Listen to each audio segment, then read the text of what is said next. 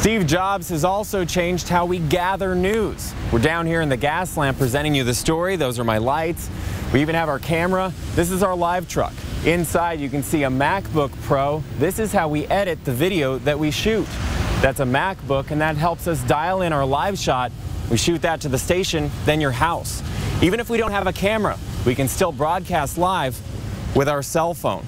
And that is how forever Steve Jobs has helped change the news industry and my life. Now, what we have just seen within the past few minutes is more fire officials have shown up. They are still calling this a suspicious fire, but they're not calling it arson just yet. Take a look behind me. The scene is still being maintained by the police department. They have their crime scene investigators. They also have a CSI van here. The CHP says it's pretty simple. They say that there is a zero tolerance when it comes to this. So put down those cell phones when you're behind the wheel. Good morning, and what we're told is that all 7 Marines that were killed in this mid-air collision were part of a training exercise for an upcoming deployment. They were all based here at Camp Pendleton. This is very exciting because this is the beginning of high-speed rail, the idea of it in California. We don't have anything like this right now. Just take a look at this. This is 1 day's worth of trash here on campus. We're at UC San Diego.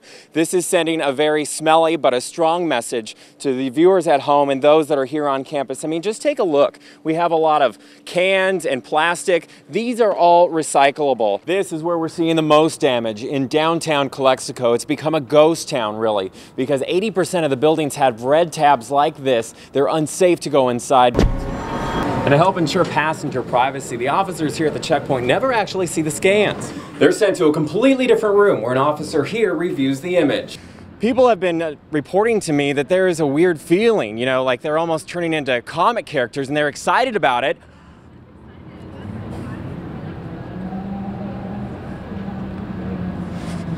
Whoa. Oh, I'm back.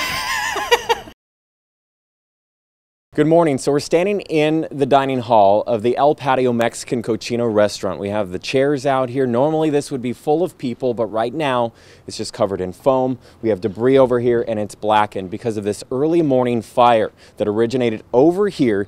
You can still see where this fire had burned this building on the outside and then also the nearby building. Right now, fire investigators still trying to determine what sparked this blaze.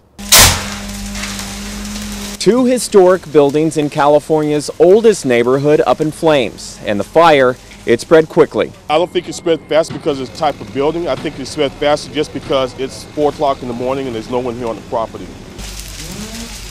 Motorists from the nearby 5 freeway first reported seeing smoke in the state park just after 4 Monday morning.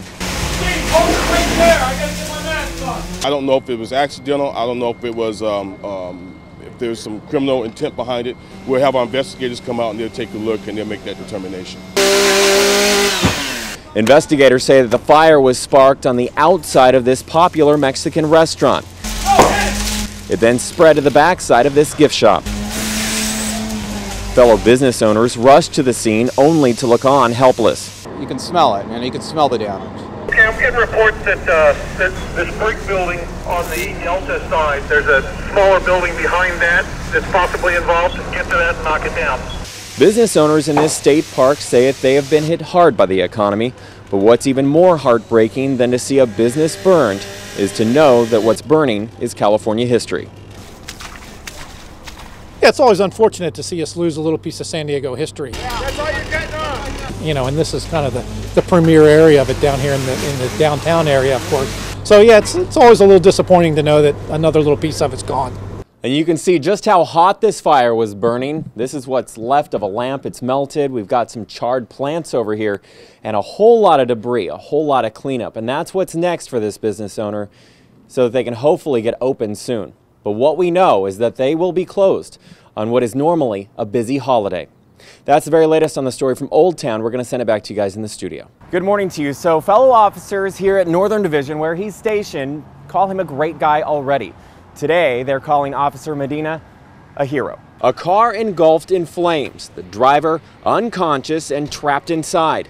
Officer Dionisio Medina didn't hesitate and sprang into action. Had that officer not acted as heroically as he did, This would have been a situation where the driver, had he been rendered unconscious, or maybe he was already unconscious as a result of the collision, would have likely perished. The Chevy Impala burst into flames after being rear-ended by an SUV Tuesday night. Officer Medina was on patrol in the Claremont neighborhood of San Diego and watched it happen. Well, we all heard it come out on the air, and it was clear right from the beginning that he was dealing with a very serious accident and that he'd actually witnessed it, which, normally we're responding after the fact and we kind of know what we're coming up onto.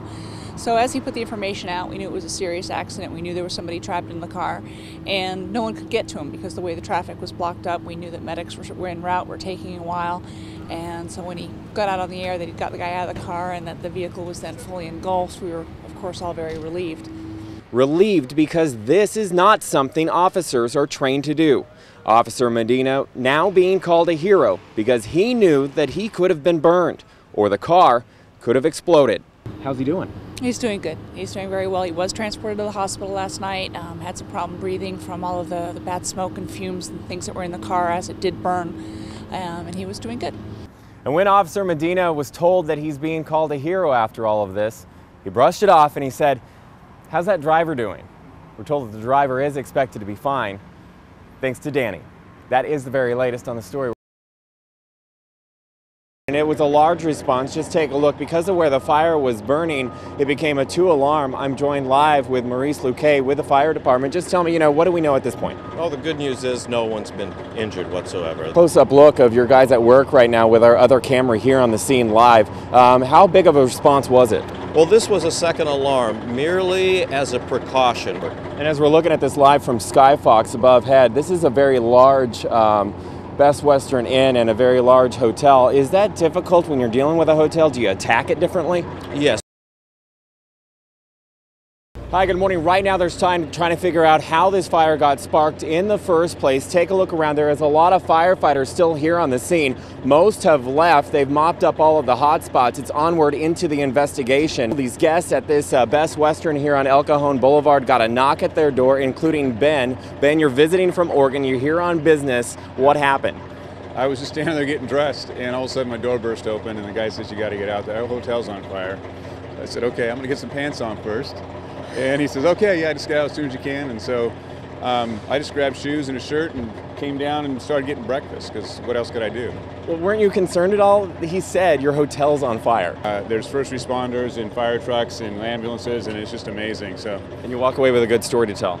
Yeah, besides the weather, right? Okay, thank you, Ben. I want to bring in Maurice Luque. You're with the fire department, so this was a very large response. Where do we stand right now? Well, the fire investigators are still looking at the 4 units that were affected by the fire. And this is just another blow to this Best Western here on the 6500 block of El Cajon Boulevard. We were here about a week ago with that water main break. All the guests had to be evacuated because they had no water. This morning, evacuated because there's a fire in the building. But luckily, no one was hurt. I'm going to send it back to you guys in the studio. Hi, good morning. Luckily, no one was injured, but some very scary moments for the hotel guests over at this Best Western in the College area. Right now, we have the fire trucks. They're leaving the scene. They mopped up all of the hot spots. They were called to this area at around 7:15 this morning. It was a 2-alarm fire because firefighters took no chances because this is a hotel. The fire was in the walls, and that made it difficult to fight. Take a listen. The fire itself started in a lower unoccupied unit. And when firefighters opened the door to that unit, the whole room was charged with smoke. They attacked the fire. The fire had gotten into the walls and went up to the second floor, got into 3 more units up there, again, unoccupied units. It took them about 40 minutes to get the fire completely knocked down. It did get into the attic and did get into the roof, causing extensive damage. Cause is under investigation at this point. Just moments ago, we spoke with Maurice, and he tells me that this fire is not suspicious right now. Still no word yet when the guests are going to be allowed back in their rooms. Again, about 40 people were staying at this hotel early this morning at around 7:15 when they got a knock at their door. The hotel is on fire. Everyone made it out safely, and that's the good news. We're going to send it back to you in the studio.